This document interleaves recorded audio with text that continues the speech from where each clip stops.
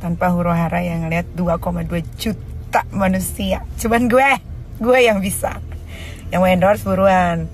Nanti duitnya gue mau kasih ke Papua, korban bencana alam seperti biasa. Kan gue punya Nikita Foundation ya. Situ aja akan kularikan duitnya ya. Cus, gue buka endorse cuman khusus hari ini aja. Besok-besok enggak. Nanti dibilangnya aneh-aneh lagi. Jadi gue ini lumayan ngikutin soal BPOM, ketua BPOM yang baru yang ngomong di DPR pada hari apa gitu. Bapak ketua DPR yang baru diangkat, yang baru dilantik, Pak, Bapak tahu nggak perputaran skincare, apalagi owner-owner skincare yang dari daerah yang hanya ingin mencoba-coba jualan skincare karena mereka tahu keuntungan dari skincare tuh banyak. Tahu nggak Bapak, siapa yang bikin skincare-skincare-nya jadi banyak yang beli, orang jadi percaya untuk beli? Influencer Pak sama selebriti. Karena mereka mengendorse influencer dan selebriti untuk ngebagus-bagusin produknya. Padahal yang di-endorse juga nggak tahu menahu tentang produknya. Cuman sudah dikasih skrip untuk bagaimana cara mempromosikan skincare tersebut. Aduh, Bapak BPOM ini ya. Kalau ngomong itu asal, bukan cari tahu dulu. Bisa gak sih diganti ketua BPOM ini? Bener deh. Kerjanya gak ada. Warawiri kemana-mana. Ngedabrus aja. Coba kalian dengerin deh. Bagaimana si ketua BPOM itu bicara. Nanti kalau dibilang pengetahuannya gak luas, salah pula. Tapi Pak, ya Bo, dicari tahu dulu.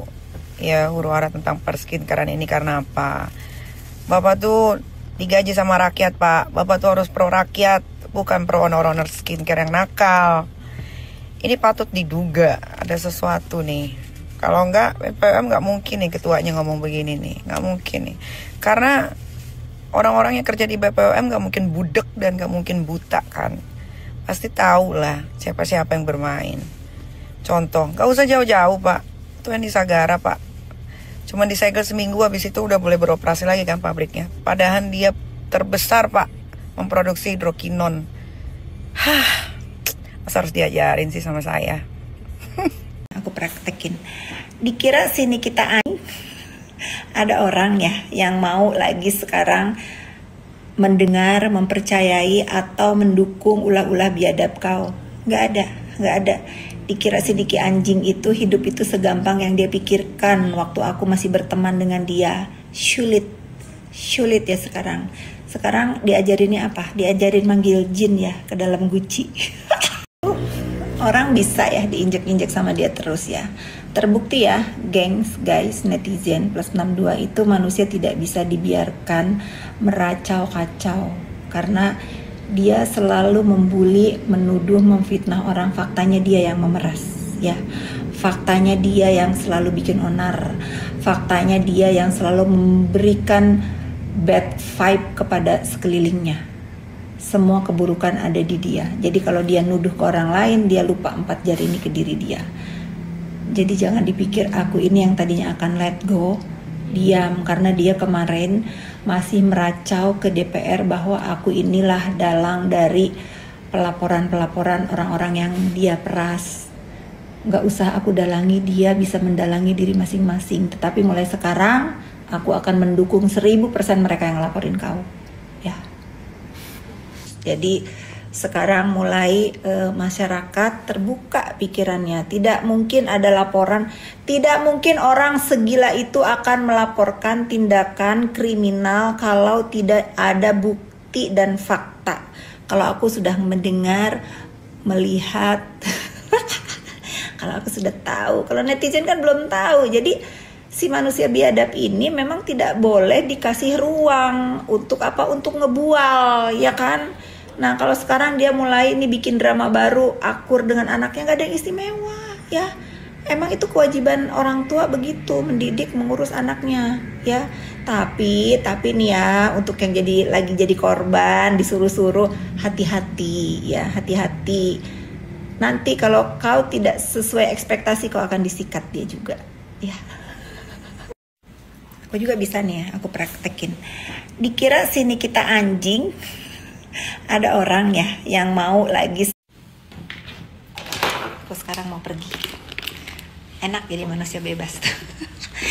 Jadi kalau dia bilang gak usah ikut campur terus urusan dia, urusan apa, kau itu membawa netizen plus 62 untuk menyaksikan kehuru-haraan yang kau ciptakan.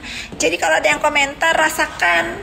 Gak usah kau cuman mau dipuji-puji, ya nggak ada istimewanya kau mengurus anak kau yang memang kewajiban kau.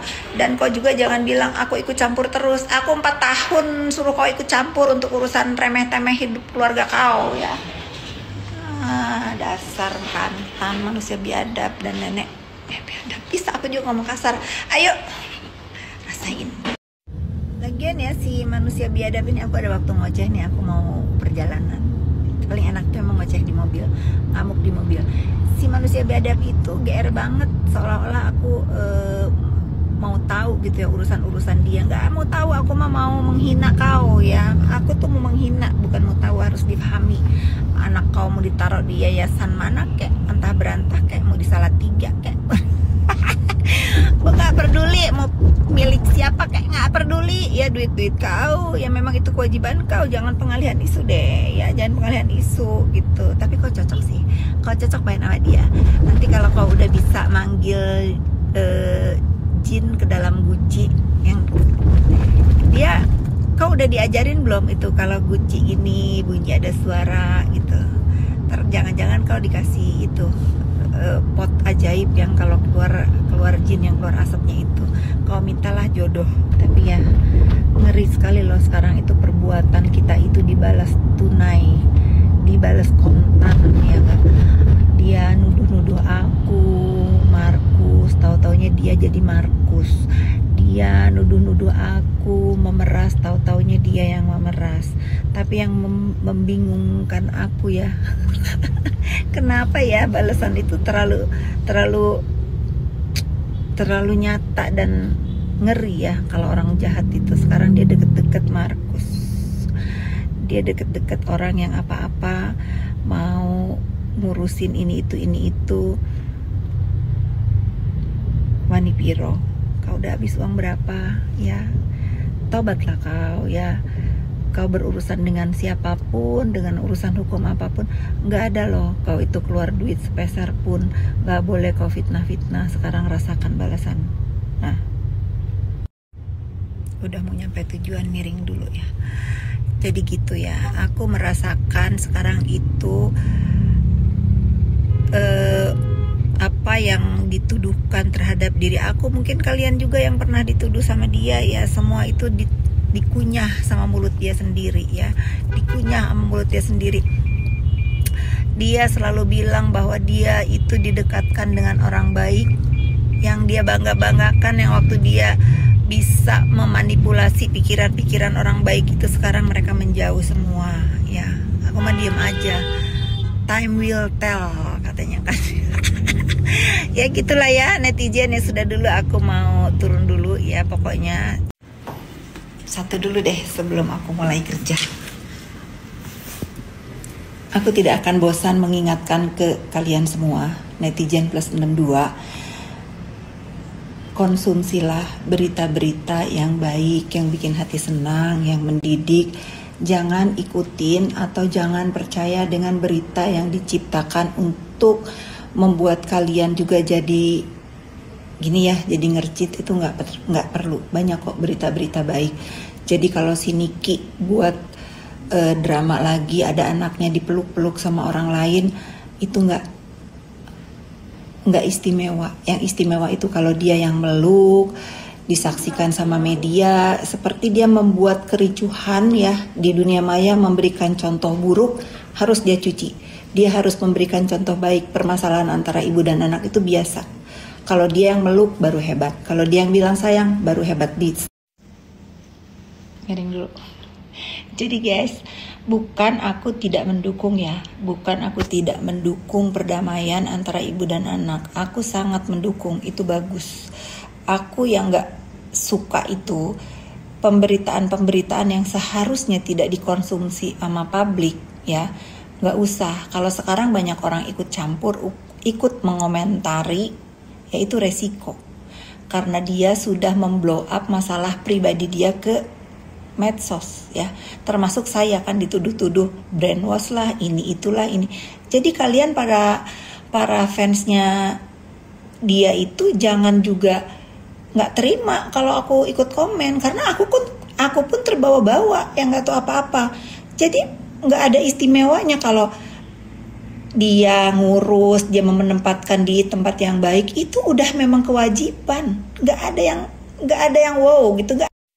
Kalau kalian bertanya kenapa aku tuh ngoceh lagi, ngomel, marah, ngamuk ya, karena sebetulnya aku udah mau let go. Kalau kalian lihat story aku kemarin, aku tuh mau let go banget. Sudahlah, dia pun sedang dalam masalah gitu ya.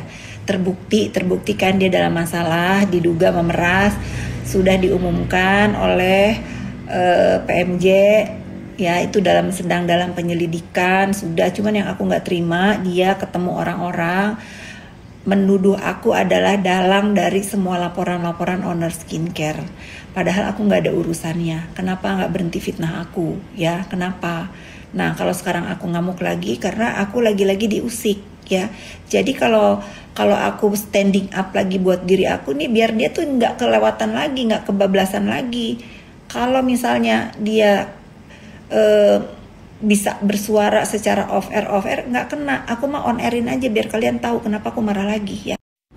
Gitu netizen. Terus nih aku mau upload abis ini aku mau upload ucapan dia yang ngomong minta tolong Fitri, katanya gitu ya. Aku mah dibilang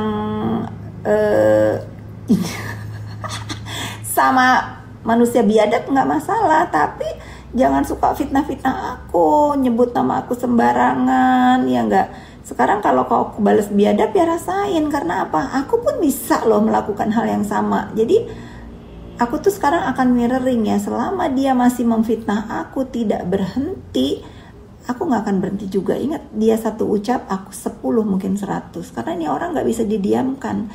Jadi kalau dia sekarang mau drama dengan nutupin drama anaknya itu, udahlah, bullshit ya.